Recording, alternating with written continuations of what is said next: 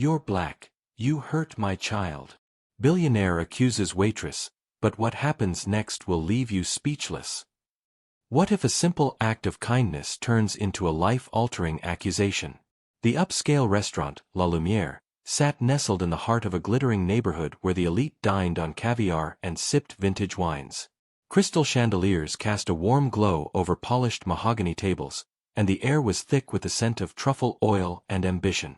For Tasha Williams, a 28-year-old single mother, this was her world 5 nights a week, a world where she balanced trays of overpriced appetizers while navigating the egos of the city's richest. Tasha moved with grace, her uniform crisp despite the long hours, her smile warm but never forced. She had a knack for reading people, knowing when to linger at a table with a joke or when to vanish before a patron's temper flared. Her dark eyes held a quiet strength, honed by years of scraping by, raising her 6-year-old daughter Mia, in a one-bedroom apartment that always seemed one paycheck away from slipping out of reach. Mia was Tasha's everything. The little girl's laughter filled their small home, her crayon drawings taped to the fridge like masterpieces. Tasha worked double shifts to keep Mia in school supplies and ballet lessons, dreaming of a day when her daughter wouldn't have to fight the world's weight on her shoulders. But for now, La Lumiere was her lifeline, and Tasha was determined to keep her head down and her tips high. Across the dining room, Eric Lawson sat at his usual corner table, a man who commanded attention without trying. In his late 40s, Eric was the kind of billionaire who made headlines for buying companies and breaking them apart. His tailored suit and steely gaze screamed power, but there was a coldness to him, a distance that kept everyone at arm's length. His only soft spot was his 8-year-old son, Tommy, who sat across from him, fidgeting with a napkin. Eric wasn't here for the food, he could afford better chefs at home. He came to La Lumiere to be seen, to remind the world he was untouchable. But tonight, his focus was on Tommy, whose small frame seemed to shrink under the weight of his father's expectations. Tommy was a quiet boy, sensitive in a way that frustrated Eric. "Toughen up," he'd often say, but Tommy's wide eyes only grew wider, searching for something his father couldn't give. Tasha's days were a blur of survival. She'd wake at dawn to braid Mia's hair, pack her lunch, and rush her to school before catching the bus to La Lumiere. Her co-workers respected her. She was quick, reliable, and never complained, even when patrons snapped their fingers or left no tip. But beneath her professionalism, Tasha carried a quiet anger.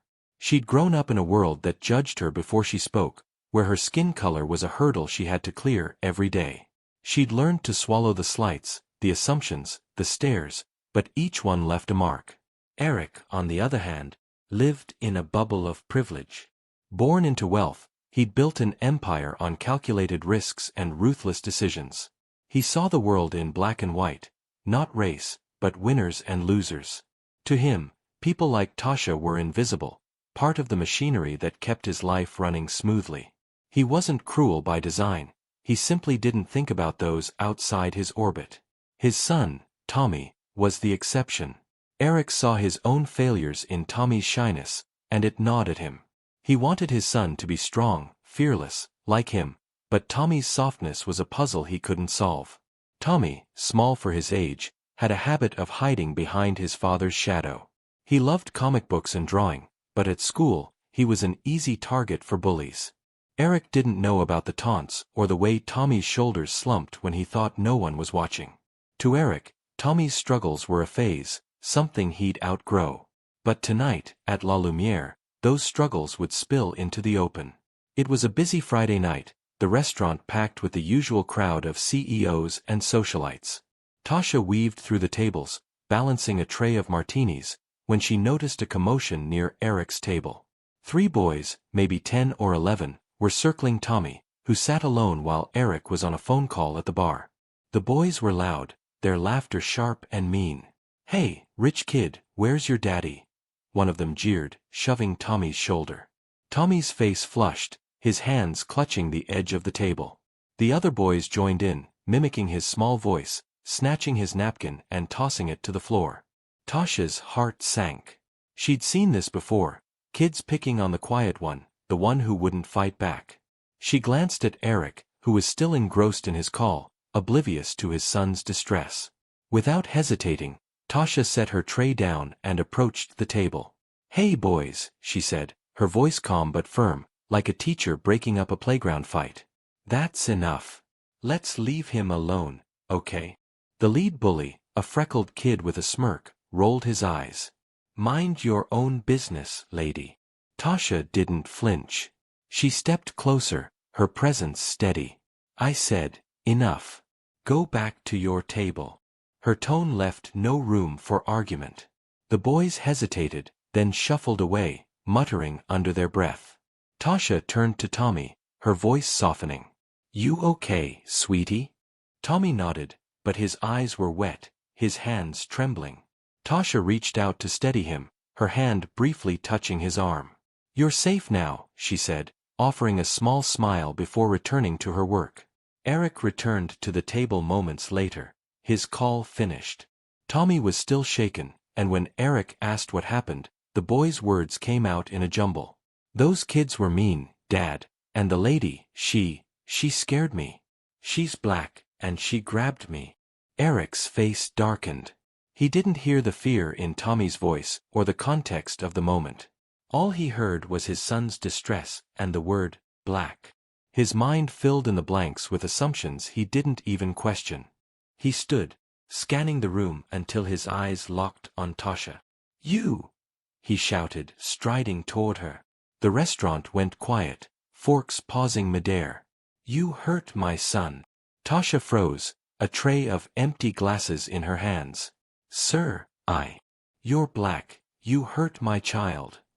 Eric's voice boomed, his face red with anger. "What did you do to him?" The accusation hit like a slap. Tasha's breath caught, her heart racing as every eye in the room turned to her. She saw the manager, Mr. Daniels, approaching, his face tight with worry. She saw her co-workers exchanging glances, some sympathetic, others avoiding her gaze. And she saw the patrons, their expressions a mix of curiosity and judgment. "I didn't hurt him," Tasha said, her voice steady despite the tremor in her chest. "I was helping him. Some boys were bullying him, and I stepped in." Eric wasn't listening. "You touched my son. He's scared because of you." He turned to Mr. Daniels. "Get her out of here. Now." Tasha's hands shook as she set the tray down. She wanted to scream, to defend herself, but the weight of Eric's words, and the eyes on her, pinned her in place. Mr. Daniels, ever eager to please the wealthy, gestured toward the back. "Tasha, go. We'll sort this out later." Humiliation burned in her chest as she walked through the restaurant, her head high despite the whispers. She'd protected a child, done her job, and now she was being escorted out like a criminal. As she stepped into the cool night air, the door closing behind her, Tasha felt the weight of it all, years of slights, of being judged, of being less than. She wouldn't cry, not here. But the sting of Eric's words lingered, sharp and unrelenting. Back at home, Tasha sat on her couch, Mia asleep in her lap. The apartment was quiet, save for the hum of the refrigerator and the occasional car passing outside. She stared at the wall, replaying the night in her mind. "You're black, you hurt my child." The words cut deeper than she wanted to admit. She'd faced prejudice before, subtle glances, dismissive comments, but this was different. This was public, raw, and laced with power she couldn't match. She thought of Mia, of the world she was trying to build for her. Tasha had always told her daughter to be strong, to stand tall no matter what. But tonight, she felt small, powerless. Would she lose her job? Could she afford rent without it? The questions swirled, but no answers came. Across town, Eric sat in his penthouse, a glass of scotch in hand. Tommy was in bed, his comic books scattered across the floor. Eric's anger had faded, replaced by a nagging unease. He'd acted on instinct, protecting his son, but something about the night felt wrong. Tommy's words kept replaying in his head. "She scared me. She's black." Why had that detail mattered so much? Why had he latched onto it? He poured another drink, trying to drown the discomfort. But the image of Tasha's face, calm, composed, even as he'd shouted, stayed with him. He'd seen fear in her eyes, but also defiance. It unsettled him, and he didn't know why. The next morning, Eric woke to find Tommy at the kitchen table, drawing. The boy's pencil moved quickly, sketching a woman with dark skin and a kind smile. "Who's that?" Eric asked, leaning over. "It's the lady from last night," Tommy said quietly. "She wasn't mean, Dad. She helped me. Those boys were pushing me, and she made them stop." Eric froze, the words hitting like a punch. "But you said she scared you." Tommy looked down, his cheeks red. "I was just scared. Not because of her. Because of the boys. And then you got mad, and I didn't know what to say." Eric's stomach churned. He saw it now, the way he'd jumped to conclusions, the way his own biases had twisted the truth. Tasha hadn't hurt Tommy, she'd protected him. And he'd humiliated her, reduced her to a stereotype without a second thought. He spent the day replaying the moment, each memory sharper than the last. He thought of his own childhood, the way his father had dismissed anyone who didn't fit his narrow view of the world. Eric had sworn he'd be different, but here he was, repeating the same mistakes. The realization was a slow burn, painful and humbling. By evening, Eric knew he couldn't let it go. He called La Lumiere, demanding to speak to the manager. Mr. Daniels was hesitant, but Eric's name carried weight. "The waitress, Tasha," Eric said. "I need to know how to reach her." Mr. Daniels sighed. "She's on leave, Mr. Lawson. After last night, I thought it best to give her some time." Eric's jaw tightened. "Give me her contact information. Now." Tasha was at the park with Mia when her phone buzzed with an unknown number. She almost ignored it, but something made her answer. "Hello. Tasha, this is Eric Lawson." His voice was quieter than she remembered, almost hesitant. "I owe you an apology." Tasha's grip on the phone tightened. She stepped away from Mia, who was chasing a butterfly nearby. "What do you want, Mr. Lawson?" "I was wrong," he said, the words heavy. "I accused you of something you didn't do. Tommy told me the truth. He was scared of the bullies, not you. You helped him, and I let my own assumptions get in the way. I'm sorry." Tasha was silent, her mind racing. She wanted to lash out, to tell him how his words had cut, how they'd made her feel small. But she heard the sincerity in his voice, the weight of his regret. "Why are you telling me this now?" she asked. "Because I can't undo what I did, but I can try to make it right," Eric said. "I've spoken to your manager. Your job is safe, and I'm covering any lost wages. And I'd like to meet, if you're willing.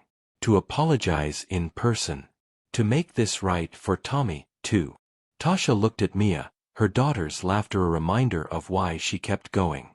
She didn't trust Eric, not fully, but she saw an opportunity, not just for herself, but for Mia, for the world she wanted her daughter to grow up in. "I'll think about it," she said finally. "But don't expect forgiveness just because you're sorry." "I don't," Eric said. "I just want to start somewhere." A week later, Tasha agreed to meet Eric at a quiet coffee shop. She brought Mia, not because she wanted to, but because she couldn't afford a sitter. Eric arrived with Tommy, who clung to his father's hand, his eyes wide with nervousness. The meeting was awkward at first. Eric stumbled through his apology again, his usual confidence replaced by something raw, vulnerable. "I've spent my life thinking I had it all figured out," he said. "But I was wrong about you, Tasha. And I'm sorry for the pain I caused." Tasha listened, her arms crossed, her expression guarded. Mia sat beside her, coloring on a napkin, oblivious to the tension. Tommy, meanwhile, kept glancing at Tasha, his small hands fidgeting. "I drew you something," Tommy said suddenly, sliding a piece of paper across the table. It was the sketch from the other day, the woman with the kind smile. "I'm sorry I said you scared me." "You didn't. You were nice." Tasha's throat tightened. She looked at the drawing, then at Tommy's earnest face. For a moment, she saw Mia in him, a child caught in a world that was too big, too harsh. She took the drawing, her voice soft. "Thank you, Tommy. That means a lot. Eric watched the exchange, his chest heavy with a mix of guilt and hope. He'd expected Tasha to be angry, to reject his apology. But her strength, her grace, humbled him. He realized this wasn't just about making things right, it was about changing himself, for Tommy, for the people he'd dismissed for so long. Tasha returned to La Lumiere the next week, her head held high. The staff welcomed her back, some with quiet apologies, others with hugs. Mr. Daniels, eager to keep Eric's business, promised her a raise. But Tasha knew her worth didn't come from their approval. It came from within, from the love she had for Mia, from the strength she'd built through years of struggle. Eric didn't stop with an apology. He started small, volunteering at a community center in Tasha's neighborhood, listening to stories he'd never bothered to hear before. He enrolled Tommy in an art program, encouraging his son's sensitivity instead of trying to toughen him up. And he kept in touch with Tasha, not to ease his guilt, but to learn from her resilience. Tasha didn't forgive Eric right away. Forgiveness, she knew, wasn't a gift to be handed out lightly. But she saw the effort he was making, the way he was trying to be better for his son. And in Tommy's drawing, she saw a spark of hope, a reminder that change was possible, even in a world that often felt stacked against her. One evening, as Tasha tucked Mia into bed, her daughter looked up at her. "Mommy, are you a superhero?" Tasha laughed, brushing a curl from Mia's forehead. "No, baby. I'm just me." But as she turned off the light, Tasha felt a quiet pride. She wasn't a superhero, but she was a survivor, a mother, a woman who'd faced the worst and come out stronger. And in that strength, she knew she was building a better world for Mia, one where kindness could triumph, where even the hardest hearts could learn to see.